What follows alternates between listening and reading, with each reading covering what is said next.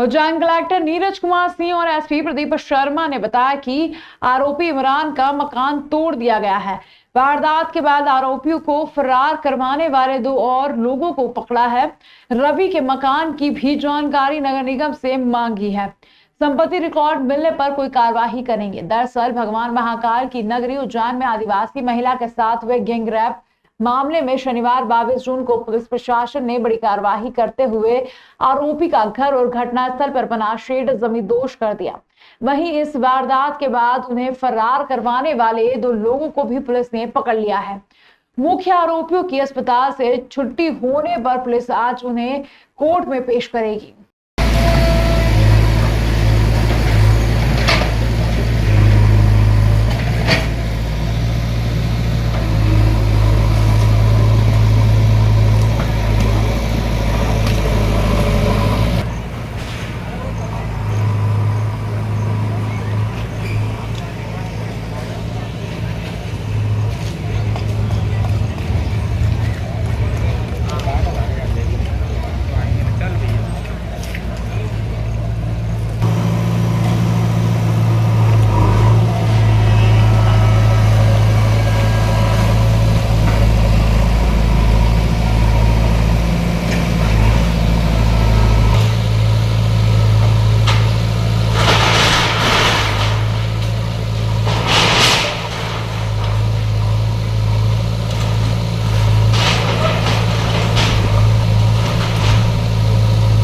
तीन 376 का मामला सामने आया था, जिसमें कि गिरफ्तारी आरोपियों की त्वरित गति से कर ली गई थी और उनका अवैध निर्माण पाए जाने पर माननीय मुख्यमंत्री जी के मंशानुरूप वहाँ पर अवैध निर्माण हटाने की भी कार्रवाई की गई है। 2 दिन पूर्व हमारे आदिवासी अंचल डिंडोरी की एक बहन है जिनके साथ यहाँ पर कुछ आरोपियों के द्वारा दुष्कर्म किया गया था।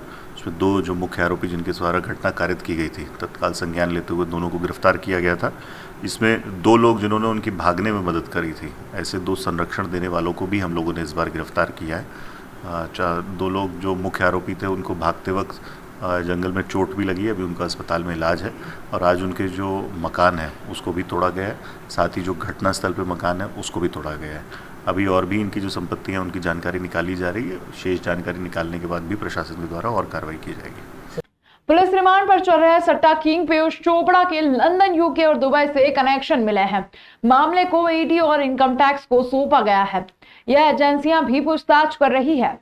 14 जून को उज्जैन पुलिस ने गेमिंग सट्टे पर बड़ी कार्रवाई करते हुए 2 रोड स्थित 19 ड्रीम्स कॉलोनी और मुसद्दीपुरा क्षेत्र में रेड की थी। अब पुलिस के साथ ही आईटी और ईडी के अधिकारी भी गेमिंग सट्टे के मुख्य आरोपी पीयूष चोपड़ा से पूछताछ कर रही है। एसपी प्रदीप शर्मा ने बताया कि पीयूष चोपड़ा 25 अप्रैल तक पुलिस रिमांड पर है। पूछताछ में पीयूष के लंदन, यूके और दुबई से कनेक्शन मिले हैं।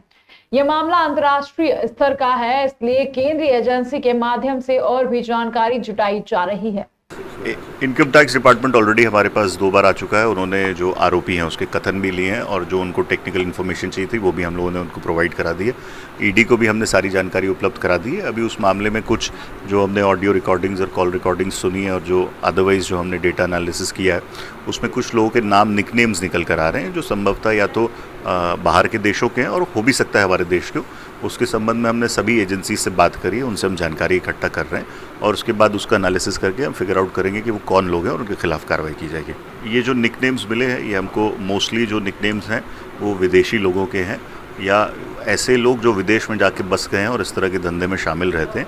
अभी इसमें 2 देशों का हम लोगों को अप्रॉक्सीमेटली क्लियर हो पाया है, जिसमें एक दुबई का है और एक यूके का है। ये दोनों की हम लोगों को पुख्ता जानकारी है, वो हमने ईडी से भी शेयर कर दी है। अभी नाम हम लोग क्लियर नहीं कर पाए क्योंकि जैसा मैंने आपको बताया इस बिज़नेस में डायरेक्ट नाम नहीं लिया जाता है, एक्रोनिम्स या निकनेम्स सभी को दिए जाते हैं। तो वो जो निकनेम्स हैं अभी हम उस पर एक्सरसाइज कर रहे हैं और उसके लिए हमने सभी एजेंसीज़ को पत्र लिखा है। उस डेटा को प्राप्त करने के बाद हम जो हमारी सेंट्रल एजेंसीज़ हैं उनके साथ वो डेटा शेयर करेंगे और उसके बाद जो वैधानिक प्रावधान है उसके हिसाब से कार्रवाई की जाएगी। पटदान इंटरनेशनल स्कूल में छात्रों को टीसी नहीं देने पर विद्यार्थी परिषद के कार्यकर्ताओं और स्कूल मैनेजमेंट के बीच तीखी झड़प हुई, जिसमें 1-2 कार्यकर्ताओं को चोट आई है। पुलिस ने हल्का बल प्रयोग कर दोनों पक्षों को अलग अलग किया। आज दोपहर को मक्सी रोड स्थित पाटीदार इंटरनेशनल स्कूल में विद्यार्थी परिषद के कार्यकर्ताओं ने प्रदर्शन किया। उनका कहना था कि स्कूल मैनेजमेंट द्वारा कक्षा 10वीं के छात्रों को पूरी फीस जमा होने के बावजूद टीसी नहीं देकर 10,000 रुपए देने के लिए दबाव डाला जा रहा है, जबकि स्कूल मैनेजमेंट का कहना था कि छात्रों की फीस बाकी है। इसी बात को लेकर कार्यकर्ता और स्कूल स्टाफ के बीच तीखी झड़प हुई, जिसमें पथराव और 2 कार्यकर्ताओं के घायल होने की बात कही जा रही है। खबर मिलने पर पवासा पुलिस मौके पर पहुंची और हल्का बल प्रयोग कर स्थिति को नियंत्रित किया। इस मामले में एसपी प्रदीप शर्मा का कहना है कि स्कूल में लगे सीसीटीवी कैमरे के फुटेज निकलवाकर जांच की जा रही है। जो भी दोषी होगा उसके खिलाफ कार्रवाई की जाएगी। तुम हमारे अपने घर में डाका डालने आए हो? अरे उसके घर में डाका डालने आए हो? चलो विद्यार्थी परिषद किससे बनता है? और ये चिल्ला रहा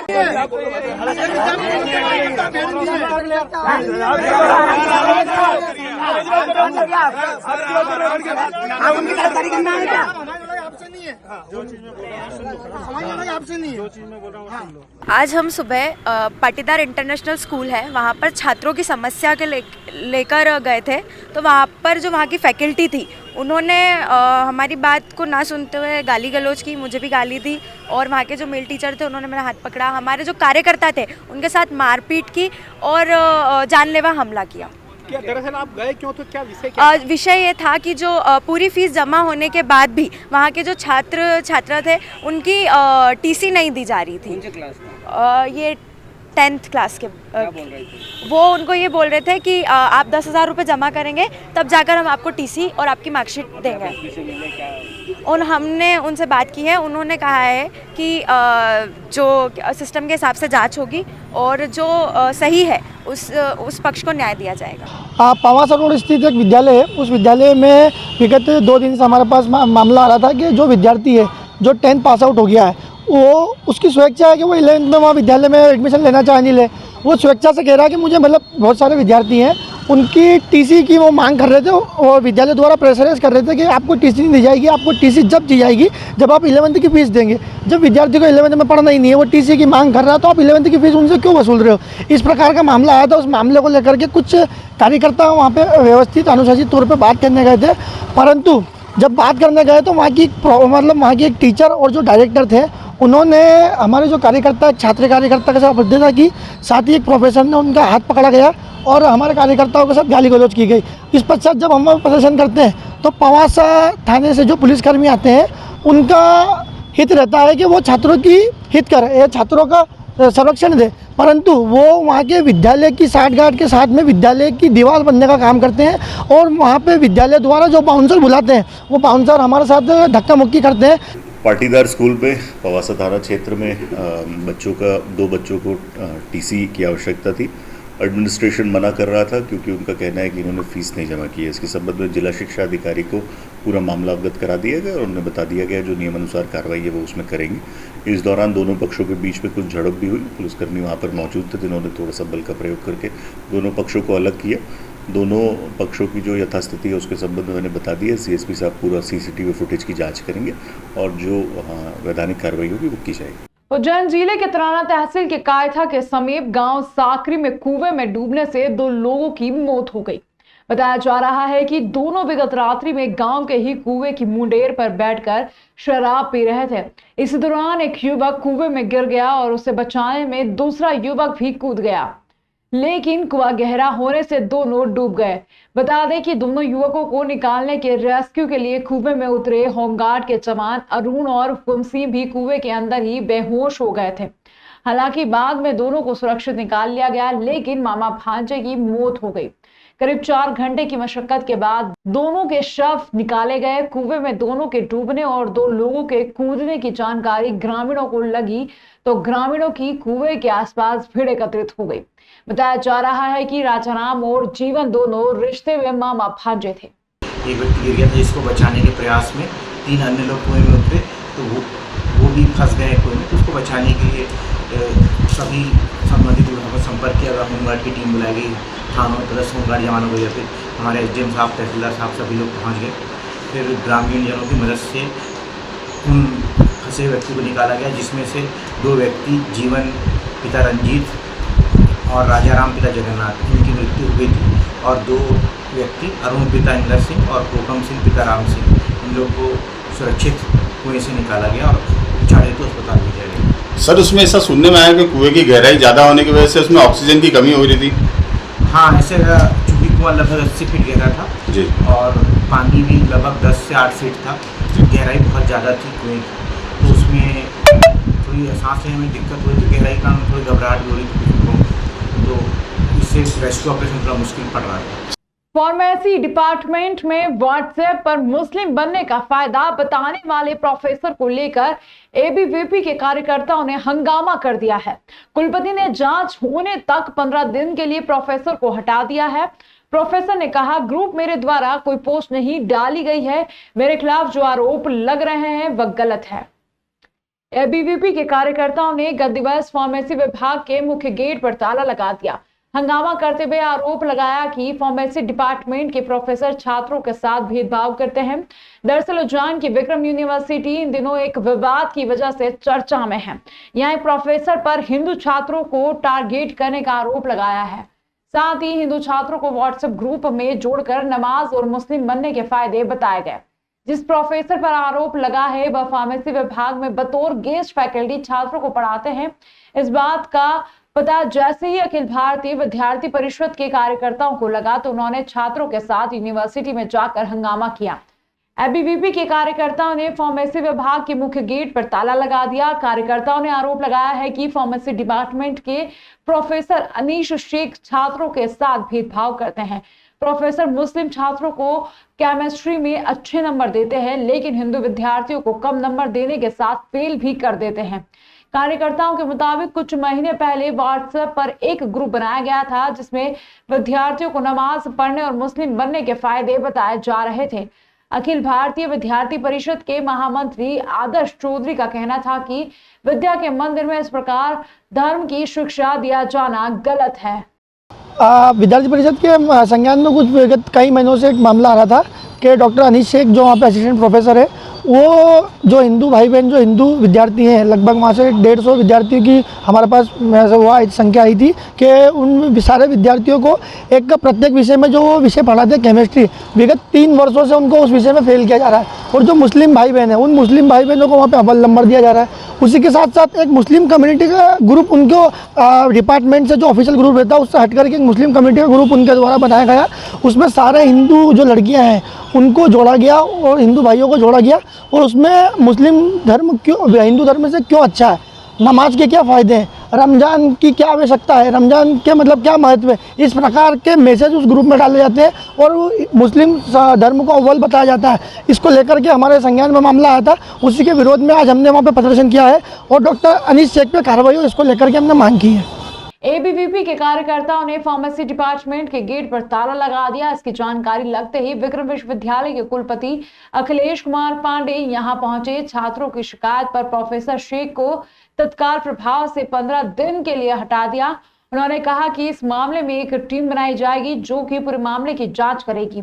विश्वविद्यालय के कुलपति अखिलेश कुमार ने कहा कि अगर छात्रों के आरोप सही पाए जाते हैं तो आरोपी प्रोफेसर के खिलाफ सख्त से सख्त कार्रवाई की जाएगी। साथ ही छात्रों से शांति बनाए रखने की अपील की। इधर प्रोफेसर अनीश शेख ने कहा कि व्हाट्सएप ऐप पर कोई पोस्ट नहीं डाली है, मुझ पर जो भी आरोप लग रहे हैं वह गलत है, इसकी निष्पक्ष जांच होना चाहिए। मेरे खिलाफ कुछ छात्रों द्वारा साजिश है जो कि क्लास प्रैक्टिकल में नहीं आते हैं और अच्छे नंबर से पास होने का दबाव बनाते हैं। कई समय से मुझ पर दबाव बना रहे थे। देखिए, मेरे भी संज्ञान में मीडिया से मामला आया है, तो ये जो आरोप है पूरे तरीके से निराधार है। और कुछ छात्र ऐसे जो कि क्लास में नहीं आना, कक्षा में नहीं आना, प्रैक्टिकल्स नहीं करना, फाइल नहीं लिखते हैं, जमा नहीं करते हैं, तो और उसके बाद अच्छे नंबरों से पास करने के लिए प्रेशर बनाते हैं। तो ऐसे कई दबाव काफ़ी समय से आ रहे थे और वो उनके इस मांग को पूरा नहीं करने की वजह से उनके द्वारा इस षड्यंत्र को रचा गया।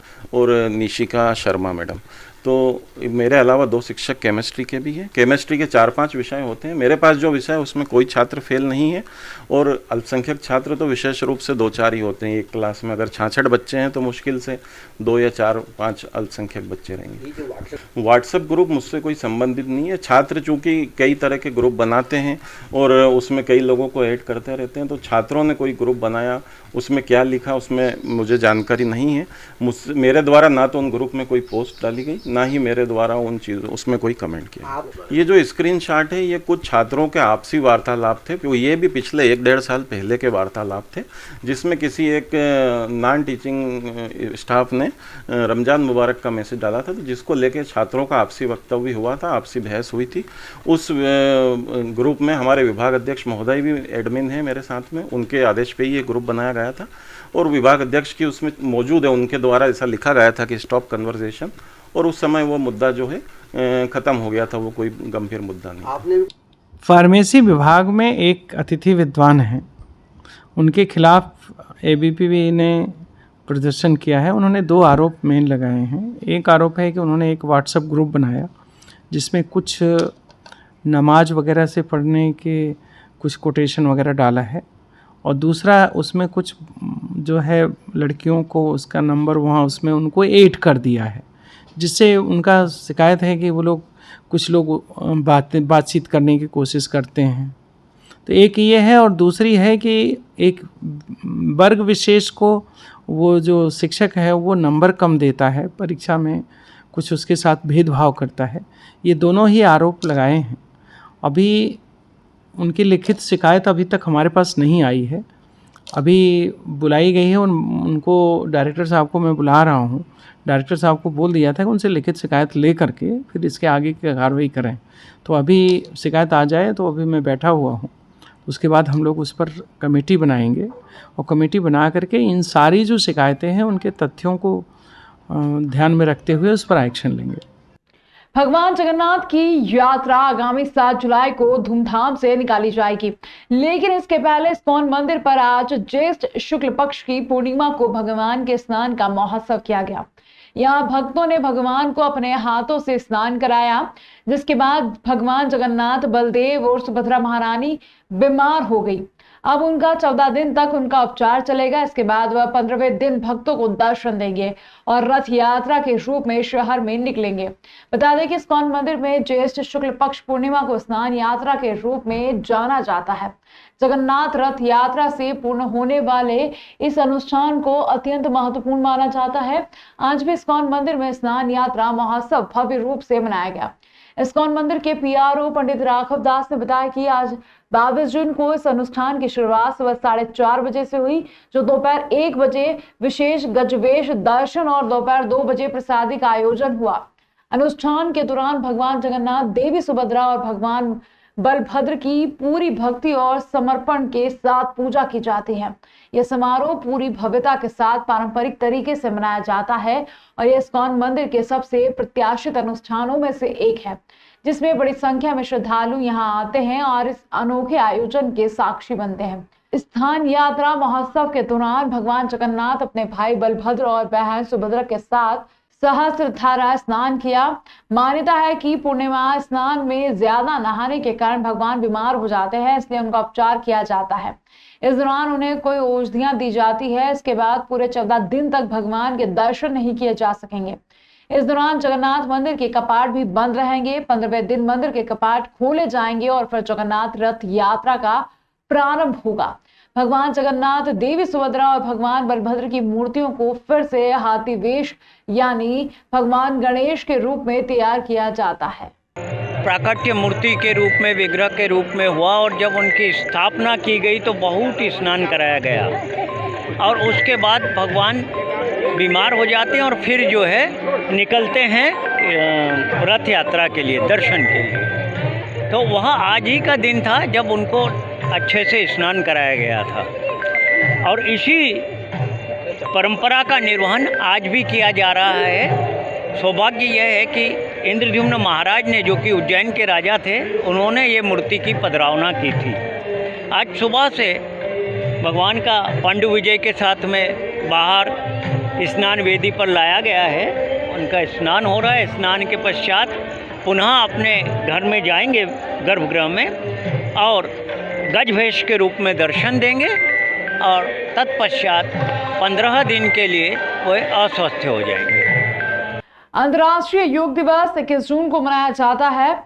उज्जैन में प्रातः दशहरा मैदान में जनप्रतिनिधि, अधिकारी और छात्र छात्राओं द्वारा योग के कार्यक्रम में भाग लिया और योगाभ्यास किया। अंतर्राष्ट्रीय योग दिवस पर लोगों ने कार्यक्रम के दौरान योग तो किया ही, साथ ही कई लोगों ने अपने परिवार और आसपास के लोगों के साथ घरों में योगाभ्यास किया। ऐसा ही एक बजाज परिवार है जो कोयला फाटक के समीप स्थित अरिहंत कॉलोनी में रहता है। इन्होंने अपने परिवार और मित्रों के साथ घर में ही योगाभ्यास किया। तृप्ति बजाज ने बताया कि पिछले 2 साल से प्रतिदिन योगाभ्यास कर रही है, जिससे उन्हें लाभ मिला है। उन्होंने लोगों से अपील करते हुए कहा कि हमें प्रतिदिन 15 मिनट योगाभ्यास करना चाहिए, जिससे व्यक्ति स्वस्थ तो रहता ही है, साथ ही प्रतिदिन सुबह योग करने से दिन भर सुकून का एहसास होता है। अंतर्राष्ट्रीय योग दिवस बजाज परिवार के साथ प्रियंका मैडम, राधेश्याम पाटीदार, मोना के साथ ही छोटे से बालक शिवांश ने भी योगाभ्यास किया।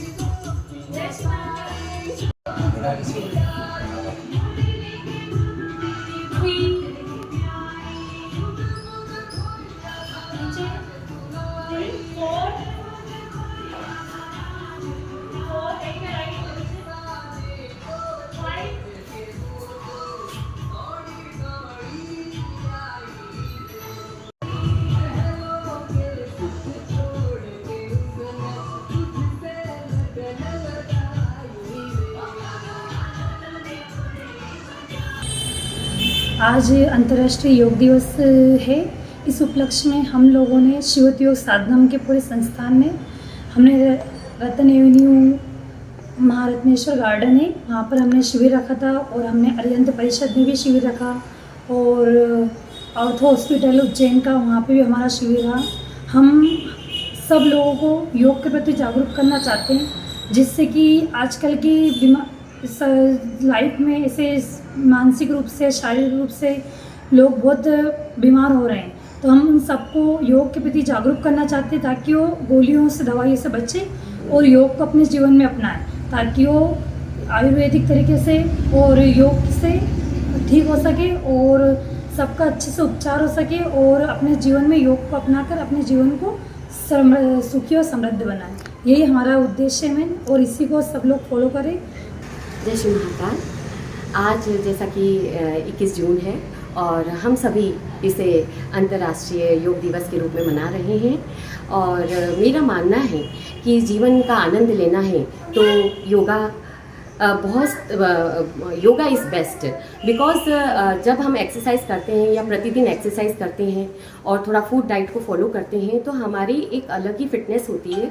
उससे हमारे लुक्स भी गुड होते हैं, प्लस हमारे को एनर्जी मिलती है और जीवन का हम अच्छे से आनंद ले सकते हैं जो कि परमात्मा ने हमें दी है। तो मैं सभी से आग्रह करूँगी कि योगा करें और हमारे प्रतिदिन 15 मिनट निकालें और अपने जीवन को आनंद में उत्साह पूर्ण रखें। और जैसा कि मैं खुद अपना एक एग्जाम्पल बताती हूँ आपको, मैं शिवत योग साधना से आज 2 साल से जुड़ी हुई हूँ और मेरी ये मैडम है प्रियंका मैडम और इनका मैं बहुत हृदय से धन्यवाद देती हूँ। और इससे मुझे एक तो एज के अकॉर्डिंग पीरियड्स प्रॉब्लम होता है लेडीज़ों को, तो वो भी मेरा सामान्य है, प्लस जो एज मोटापा बढ़ता जाता है समय अनुसार, तो उससे भी हमें बैलेंस रखने में सहायता मिलती है। तो मैं सभी हमारी महिला शक्ति को से आग्रह करूंगी कि वे योग करें और अपने फिटनेस को मेंटेन रखें और आनंदपूर्ण जिए। महापौर ने बिल्केश्वर महादेव मंदिर पहुंचकर पूजन और अभिषेक कर अच्छी बारिश की कामना की। देश और शहर में अच्छी बारिश के लिए आज महापौर मुकेश सटवाल ने बिल्केश्वर मंदिर में पूजा अर्चना और अभिषेक किया। बता दें कि हर साल वर्षा काल शुरू होने से पहले महापौर पार्षदों द्वारा गंभीर डैम के समीप स्थित बिल्केश्वर महादेव मंदिर में पूजन किया जाता है। इसी परंपरा के चलते आज महापौर मुकेश सटवाल बिल्केश्वर मंदिर पहुंचे और भगवान का पूजन अर्चन कर अभिषेक किया और देश और शहर में अच्छी बारिश की कामना भगवान से की। इस दौरान जल कार्य समिति प्रभारी प्रकाश शर्मा और कार्यपालन यंत्री एनके भास्कर मौजूद थे। महापौर मुकेश सटवाल ने बताया कि गंभीर डैम पूरी क्षमता से भर जाने के पश्चात एक बार फिर बिल्केश्वर महादेव का पूजन किया जाएगा।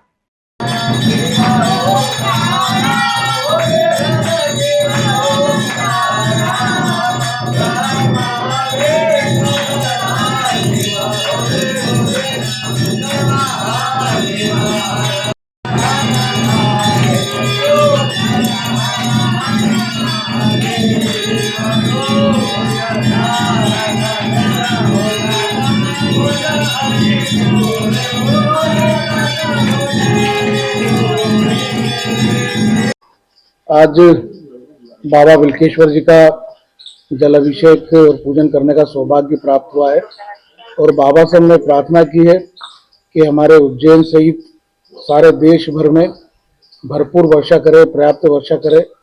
और एक हमारी परंपरा रही है कि जब बाबा बिल्केश्वर महादेव की कृपा से ये हमारा पूरा गंभीर डैम जब लबालब हो जाएगा तो हम सारे जनप्रतिनिधि और हमारे सारे पार्षद साथी और सभी लोगों के साथ आकर के यहाँ पर बाबा का पुनः पूजन अभिषेक हम करते हैं। लेकिन आज बाबा से प्रार्थना करने के लिए हम आए हैं और बाबा से प्रार्थना करी है कि भरपूर वर्षा करे, भरपूर सारे देश वर्ष में वर्षा हमारे उज्जैन में हो। जय बिल्केश्वर महादेव की जय।